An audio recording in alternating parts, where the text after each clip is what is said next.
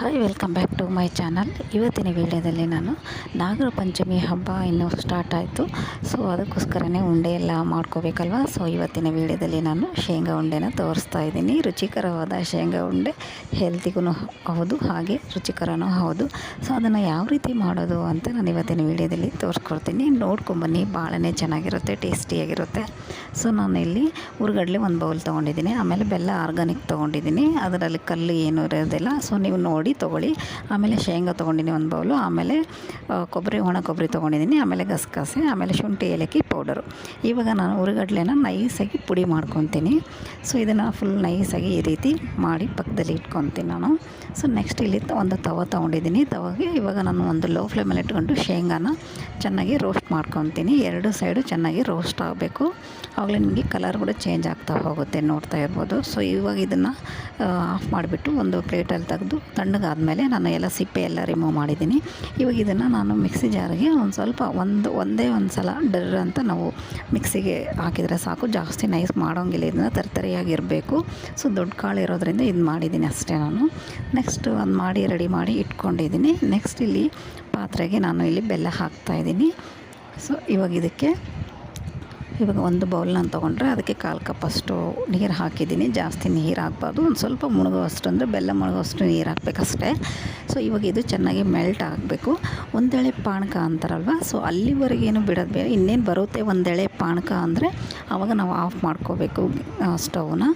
So ಅದು ಹೆಂಗೆ ಗೊತ್ತಾಗುತ್ತೆ ಅಂದರೆ ಒಂದು ಸ್ವಲ್ಪ ಪ್ಲೇಟಲ್ಲಿ ನೀರು ತೊಗೊಂಡು ಈ ರೀತಿ ಒಂದು ಸ್ವಲ್ಪ ಹಾಕಿ ನಾವು ನೋಡ್ಕೋಬೇಕು. ಒಂದೇ ಕಡೆ ಸ್ಟೇ ಆಗುತ್ತೆ ಅದು, ಆವಾಗ ನಮಗೆ ಇದು ಆಗಿದೆ ಅಂತ ಅರ್ಥ.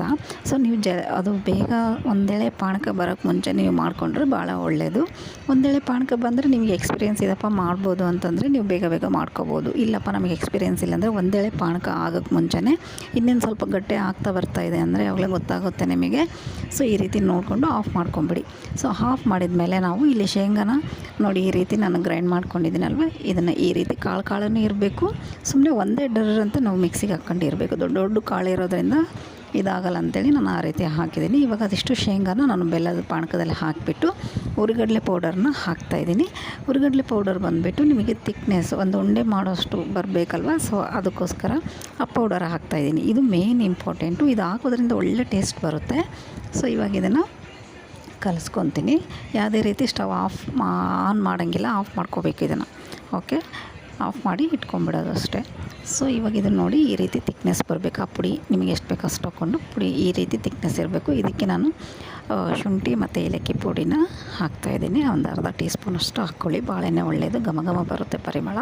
ಇವಾಗ ಇದನ್ನೆಲ್ಲ ಚೆನ್ನಾಗಿ ಮಿಕ್ಸ್ ಮಾಡ್ಕೊತೀನಿ.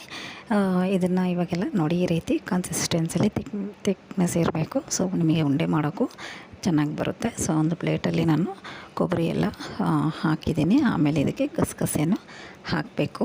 ಈ ರೀತಿ ರೆಡಿ ಮಾಡಿ ಇಟ್ಕೊಂಡ್ರೆ ನೀವು ಉಂಡೆನ ಮಾಡ್ಕೋಬೋದು. ಸೊ ಇವಾಗ ಉಂಡೆನ ನಾವು ಮಾಡ್ಕೊಳ್ಳೋಣ. ಇದಕ್ಕೆಲ್ಲ ಗಸಗಸೆ ನೋಡಿ, ಇದು ಗಸಗಸೆ ಆ ಪ್ಲೇಟಲ್ಲಿ ಹಾಕ್ತೀನಿ.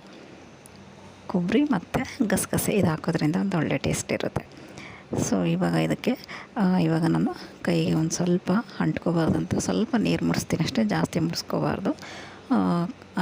ಕೈಗೆ ನೀರು ಮುಡಿಸ್ಕೊಂಡು ಉಂಡೆನ ಈ ರೀತಿ ಮಾಡಬೇಕು. ನೋಡಿದ್ರಲ್ವ ಎಷ್ಟು ಈಸಿಯಾಗಿದೆ ಅಂತ. ಸೊ ನೀವು ಕೂಡ ಮಾಡ್ಕೊಳ್ಳಿ, ಎಷ್ಟು ಚೆನ್ನಾಗಿ ಬಂದಿದೆ. ಸೊ ಇವತ್ತಿನ ವೀಡಿಯೋ ನಿಮಗೆ ಲೈಕ್ ಆಗಿದೆ ಅಂತ ಅಂದ್ಕೊತೀನಿ.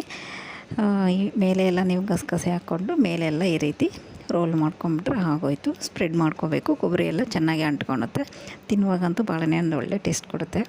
ಸೊ ಇವತ್ತಿನ ವೀಡಿಯೋ ನೋಡಿದ್ರಲ್ವ ಶೇಂಗಾ ಉಂಡೆನ ಎಷ್ಟು ಪರ್ಫೆಕ್ಟಾಗಿ ಬಂದಿದೆ ಅಂತ. ಸೊ ನೀವು ಕೂಡ ಮಾಡ್ಕೊಳ್ಳಿ, ನನಗೆ ಹೇಗೆ ಬಂತು ಅಂತ ಕಮೆಂಟಲ್ಲಿ ತಿಳಿಸಿ. ಹಾಗೆ ಇನ್ನೂ ನನ್ನ ಚಾನಲ್ಗೆ ಇನ್ನೂ ಯಾರೆಲ್ಲ ಸಬ್ಸ್ಕ್ರೈಬ್ ಮಾಡಿ, ಹಾಗೆ ಪಕ್ಕದಲ್ಲಿರುವ ಬೆಲ್ ಐಕನ್ನ ಕ್ಲಿಕ್ ಮಾಡಿ, ನಾನು ಹಾಕೋ ನೋಟಿಫಿಕೇಷನ್ಗಳೆಲ್ಲ ಬರುತ್ತೆ. ಹಾಗೆ ನನ್ನ ಚಾನಲ್ನ ಸಪೋರ್ಟ್ ಮಾಡಿ ಅಂತ ಕೇಳ್ತಾ ಇವತ್ತಿನ ವೀಡಿಯೋನ ಎಂಡ್ ಮಾಡ್ತಾಯಿದ್ದೀನಿ. ನೆಕ್ಸ್ಟ್ ವೀಡಿಯೋದಲ್ಲಿ ಮತ್ತೆ ನಾನು ಇಂಥದ್ದೇ ಒಂದು ರೆಸಿಪಿಗೆ ಮತ್ತೆ ನಾನು ಸಿಗ್ತೀನಿ.